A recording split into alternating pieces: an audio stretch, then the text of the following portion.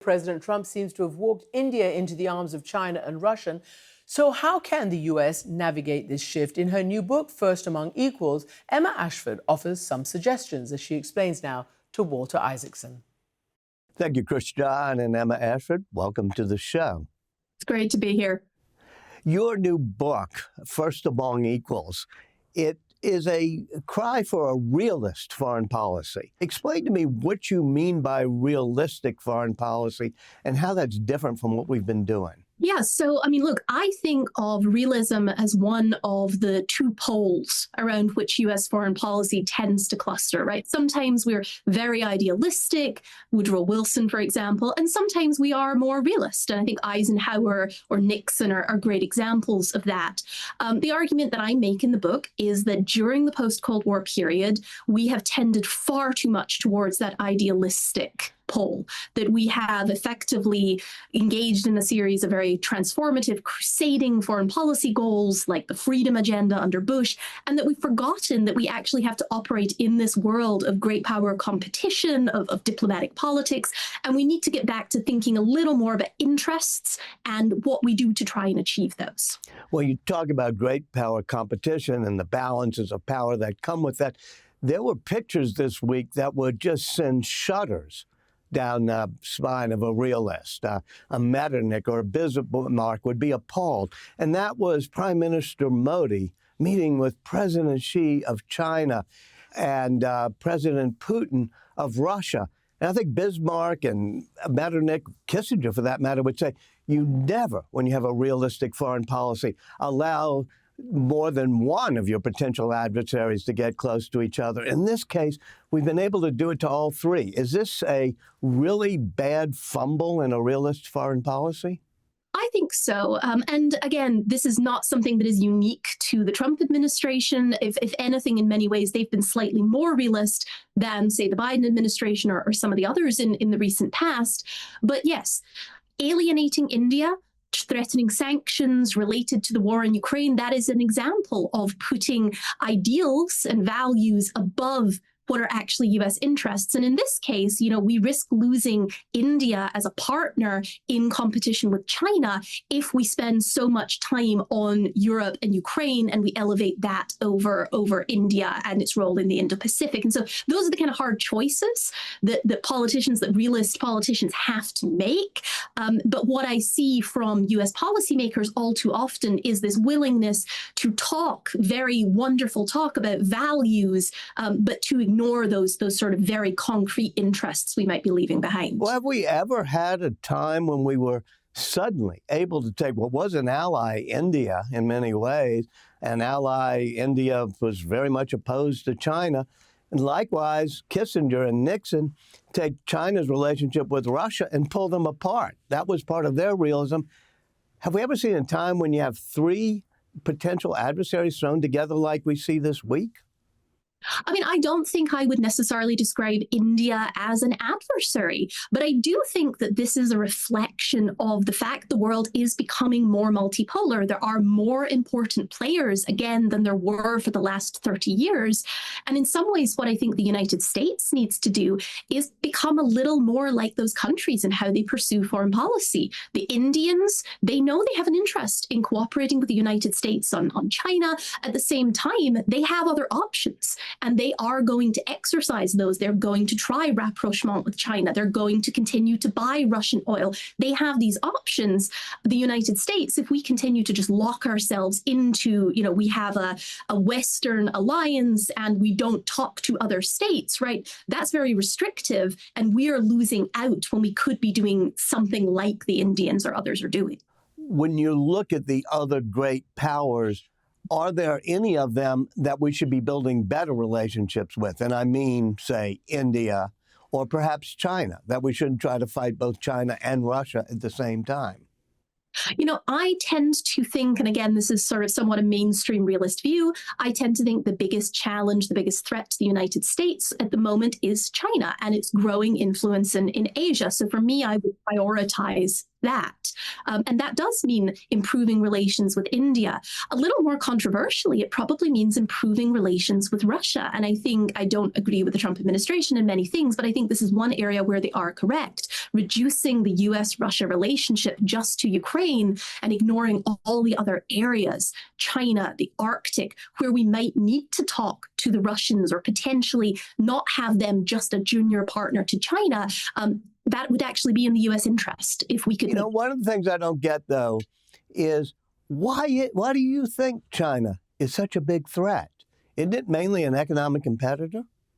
China is a military and economic competitor. And if you actually look at which states could challenge the United States militarily in Asia, in the world, it's China, right? The Russians cannot conquer eastern Ukraine. They are not going to be able to take over Europe. In the Middle East, there is no country that is poised to conquer the Middle East, right? So these are important regions. In Asia, the Chinese have that potential. Well, wait, are the Chinese poised to conquer anything? Perhaps Taiwan, but they haven't made a move there? Potentially Taiwan, but then I think your last point about economic competitor is actually the more important one. So it's not just a military threat.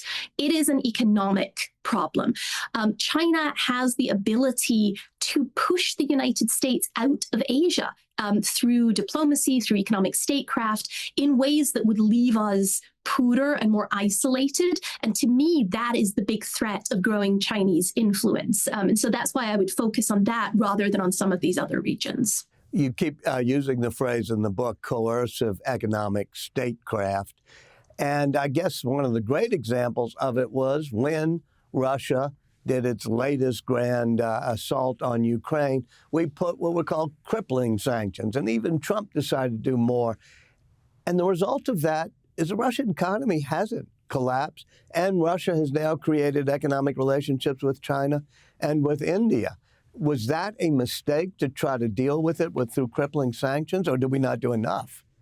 Look, I mean, I think that one thing that we have learned from the last 30 years is that no matter how powerful the United States, we are financially center of the world, we have this huge military, there are still things that are unachievable, even for that power, whether that is transforming states into democracies in the Middle East, or whether that is forcing Russia, a country that provides 10 to 12% of the world oil supply, to stop a war that it really wants to fight. And so we have seen the limits of our ability to force other countries to do what we want to do. And that was during this period of extreme US dominance. So again, one of the arguments that I make in the book is that we need to think going forward, as that preponderance of power declines, it's going to get even harder to use coercion to force other countries. We need to think about other ways.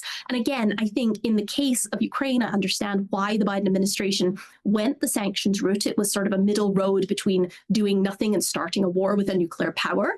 But we shouldn't pretend that it was ever going to actually force another great power to come to, to stop entirely what it was doing. Well, you've talked in the book about we need to have flexible partnerships. And I think you contrast in that book to what we used to think of our alliances as sacred obligations. I mean, it was almost invoked as it were moral, not just realistic. And you said, no, I think you're saying in the book that we have to get away from sacred obligation types of alliances and move towards what I think you even use the word mundane, just sort of mundane and flexible partnerships. Let me ask you about that. How would have that helped in Ukraine? I mean, look, alliances are tools. And I think that is something that has been forgotten in many ways during the unipolar moment. Alliances like NATO have always had this values component to them, right? We work with other democracies. It was focused on the communist Soviet Union. But at the same time, interests mattered a lot during that period. We had autocracies like Turkey that were welcomed into NATO because they were strategically important. When Joe Biden talked about alliances as sacred obligations, and he started to talk about Ukraine, we saw things like in the run-up to the war in Ukraine, the Biden administration refusing to negotiate or even consider the notion that maybe Ukraine wouldn't join NATO, even if it could prevent a war. And so for me, that is the difference, right? Does Ukraine have an absolute right to join a Western alliance of democracies? Well, that's a value judgment. right? Well, so give me your solution there on Ukraine. What should we offer to end this war? I think earlier on, before the conflict, I think potentially there were negotiations that could have created some form of neutrality for Ukraine, the way Finland had during the Cold War, for example. But Finland doesn't have it now. This thing has knocked Finland back into our orbit. Yes, well, exactly. And they chose to join sort of the Western coalition here. I mean, look, that ship has sailed at this point. I think for Ukraine, the best available option, I mean, it is a form of neutrality, but it's a form of neutrality where they've lost a lot of territory. But I think what we saw in this war is the US, Western European countries, they're not willing to fight a war against Russia for Ukraine. And again, for me, that highlights the difference between these values-driven statements, you know, Ursula von der Leyen of the European Commission saying, we'll do anything for Ukraine. And the reality of, no, the European states are not going to fight for Ukraine. So we need to actually have politics, diplomacy that reflects the reality of what we are actually willing to do, not just these sort of free-floating values statements. So you want to change a lot of what we would call sacred obligations and say, no, they should be more mundane, or I guess I'd just use the word flexible and practical partnerships. That include Israel?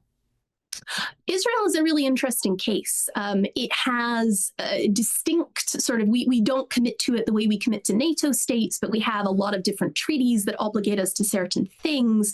I mean, look, I think the alliance with Israel should be open to question the same way that any other alliance would be.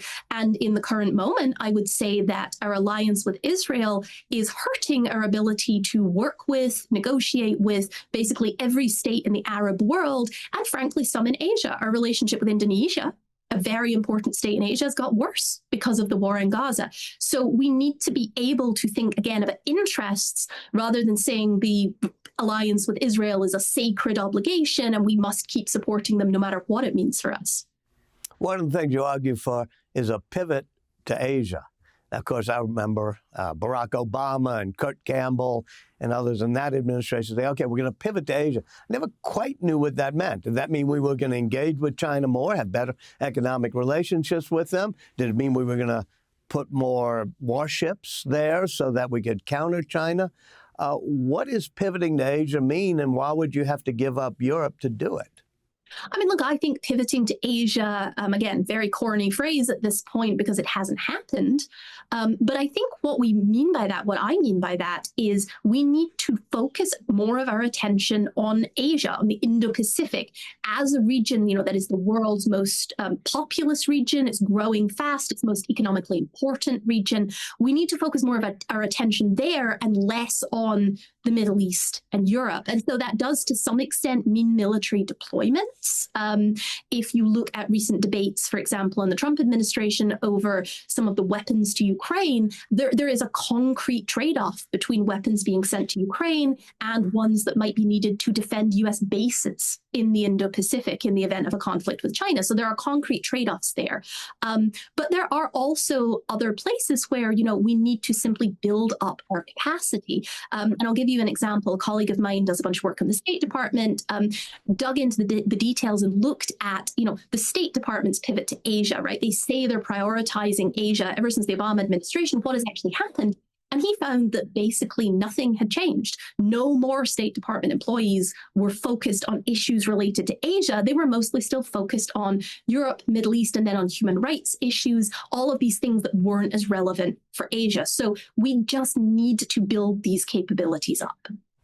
You say in a multipolar world, we really have to build up the capabilities of our friends. Mm-hmm.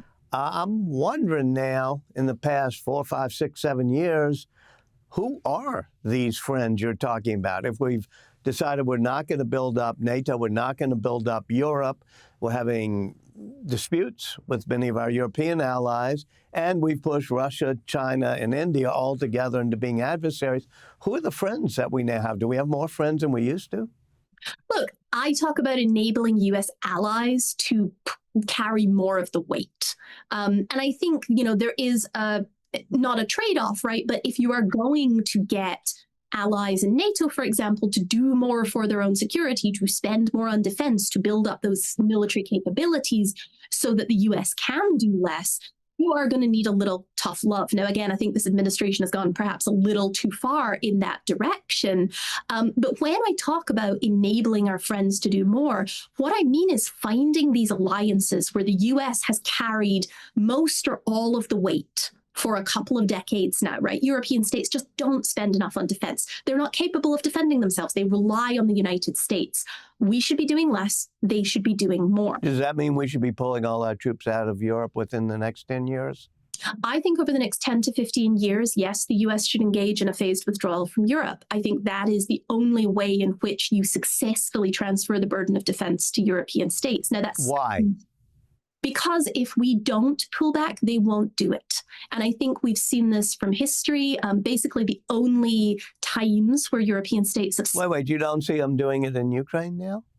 I do see them starting to step up, and I think in many ways that's because the Trump administration has pulled back. We have seen European states start to do more. We saw that spending pledge at the summit in The Hague, which, again, may or may not be reflected in capabilities. But again, that is perhaps the most forward-thinking version of burden shifting that we have seen. We have the most obvious example where we've seen European states actually start to step up. And so I think that a properly communicated, properly phased US withdrawal from Europe over time that lets European states build the capabilities and step up, I think that would be good for both sides. I think it would result in a much more balanced alliance where countries that are, populous, economically advanced, just like us, they can do more for themselves, and then we have to do less and can focus our scarce resources elsewhere.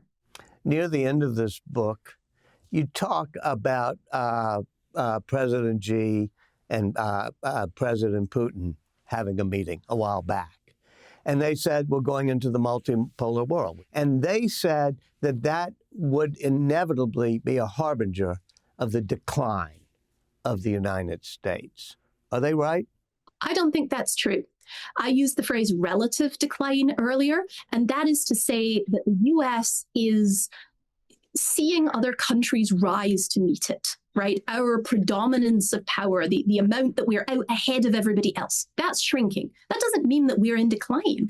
And I think the United States is very capable of pivoting its, scarce resources to meet the challenges of this multipolar world. My concern is that we don't shift in time. We continue to pursue, an extremely ambitious global strategy that overstretches us, that adds to the debt, that means that we can't really accomplish anything anywhere. We're so stretched thin. If we don't adapt, I think then we might be in much more trouble. But I think the opportunity is there for us to adapt to this emerging world and to build a very good place in it. Emma Ashford, thank you so much for joining us. Thanks for having me.